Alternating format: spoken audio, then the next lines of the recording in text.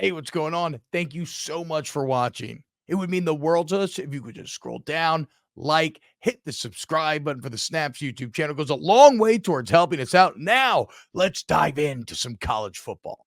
All right, so let's talk Georgia, though, real quick. Georgia opened up as 3.5-point favorites against Alabama. LSU a 1.5-point favorite against Alabama, which I found to be a bit surprising. I love the momentum that LSU is going right now and the moves that they made, but I don't know if I'm going to go that far. But what do you think about that? When you see that number, is that correct? Should Georgia be favored, or should it be even more against this Alabama team? Oh, I mean, 100% they should be favored. I mean, you're returning the roster. You've rebuilt in certain areas. You have the best coach now, 100%, no questions, no debate, no 1A, 1B, Kirby Smart, Nick Saban. You have the best coach, not only in the SEC, but you have the best coach in all of college football on your staff. So I think all that together early on the season, as Alabama's maybe possibly still trying to figure out their identity, Georgia should be the favorite going to Tuscaloosa. So it's a 4.5 point, you said? 4.5, 3.5 right now. 3.5, whatever. 3.5. You chalk in 3 points, 3 to 4 points because of home field advantage in Tuscaloosa. That's a 7-point favorite right there for Georgia on a neutral field. Like, they favored Georgia versus Alabama, two teams with probably more 4 and 5 star roster, 4 or 5 stars on their roster, still to this day, as a touchdown different football team on a neutral site. I think it's about right. It's about right. I would support that. I kind of agree with this comment in the chat as well from Scotty Barnes. The line will be larger by game time.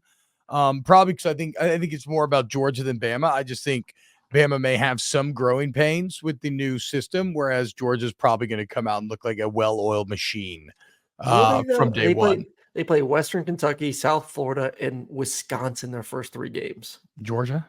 No. Alabama. So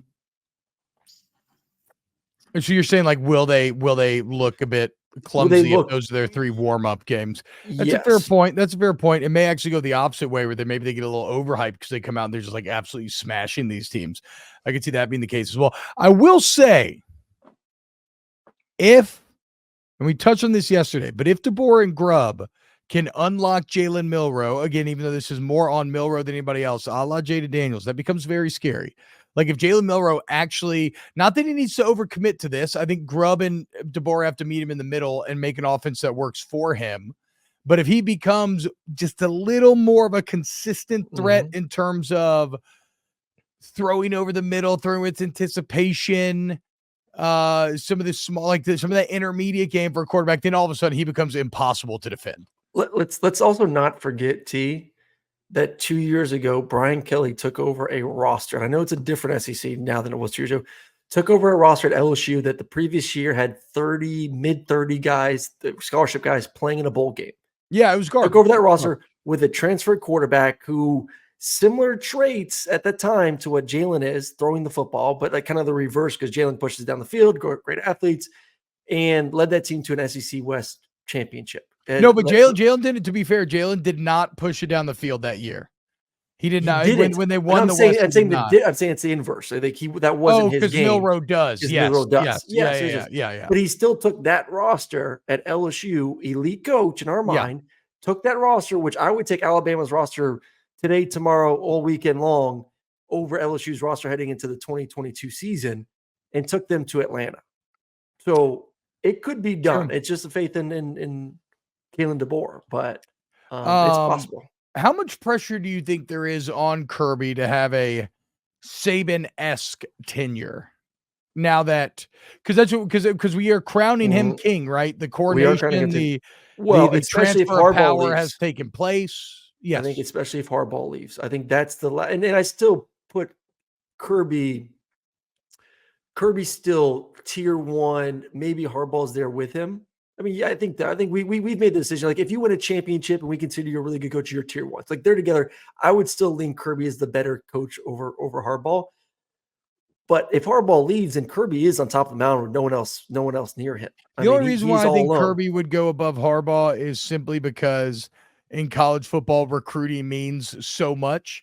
And Harbaugh's done more with less, but Kirby is a more consistent recruiter, which I think if we're splitting hairs here, that is why I would give he's Kirby above the edge. 100%. He's above. I'm just saying. Yeah, no, I'm agreeing with you. I'm just explaining my thought process. So yes, if you in one off season lose the two biggest threats to you being considered the best coach in college football, and no one else is left that has won a national championship besides what's his name at North Carolina?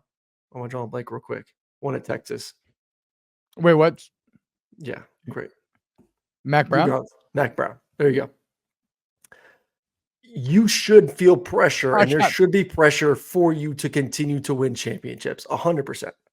Yeah. No, sorry. I got distracted there. Noah Lejeune said, stop splitting pubes, T-Bob. That's that kind of snaps humor that this show's defined on. Excellent job, Noah. Yeah, like, sure, but no more pressure than it's always been.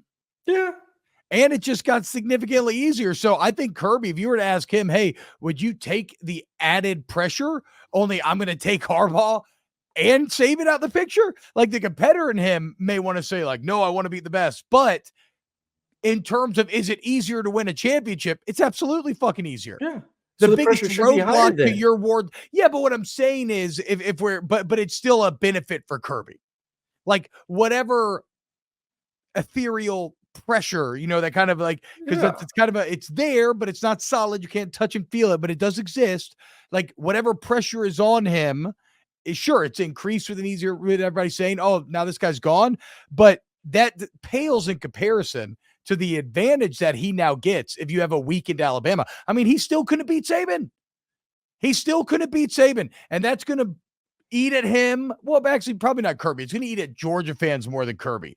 That's going to eat at them forever. They still could not get him in the end, in the final tilt. But now that guy who just had his number and he couldn't escape from is gone. And so, of course, yes, it's going to be. There is an expectation more now than over the past 2 years that Kirby should win a championship this season with everything that's being brought back. And there's more. I'm saying Georgia fans waking up this week are more confident right now than they have been in the past 2 years of we should win a championship this season. I agree. And they should be, but also that's because it's an easier road than it's ever been in some ways, mainly because your main roadblock is gone. Thomas Dare says, God dang, I can't wait for football season already. No, I know, bro. I'm already feeling it too, dude. I love, and granted, maybe this is how I do this job. And so we all are human beings. You can't separate our bias, but I love the portal for how exciting it makes these offseason and the moves. Andrew Cooper says Nico Yavao is the main roadblock. Okay, look, Tennessee. I'm fucking hyped. Okay, I'm hyped for Tennessee. I'm hyper, but and yes, looked awesome against Iowa. Okay, do we grant Tennessee the rank of Ole Miss, LSU, Mizzou? I think that's a TBD what Nico looks like in the first couple of games of the season. But I think if he does look like that, then yeah, I would put him in that tier. I mean, that's why I was like you look at Alabama's schedule next year. I mean, it's not. Tennessee's got an easy one. Alabama's got the second hardest. Oh, I know. According to opponent win-loss record. For Alabama fans, I'm going to just pull up the schedule real quick just to make sure I'm correct on this. For Alabama fans, you may lose week 4 versus Georgia. So there's one. You have to go on the road to Tennessee, on the road against LSU.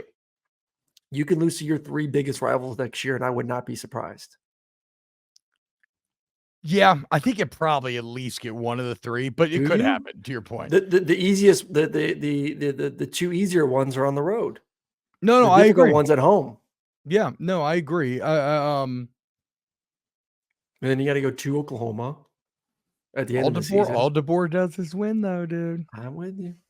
All DeBoer does is win. I will say this for Nico. Yavao is maybe one of the most enjoyable names to say I've ever had in my entire life. It is mellifluous in its delivery.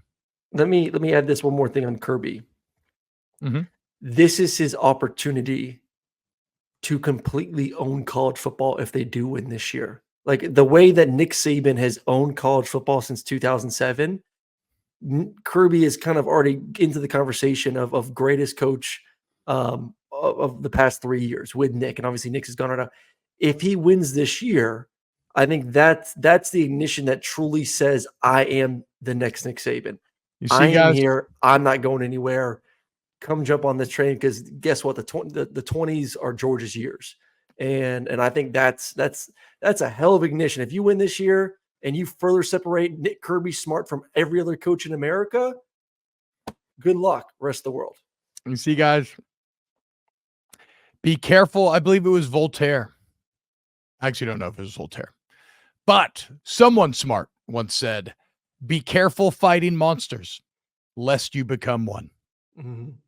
And here is Georgia, becoming the very thing in which they once sought to stand against.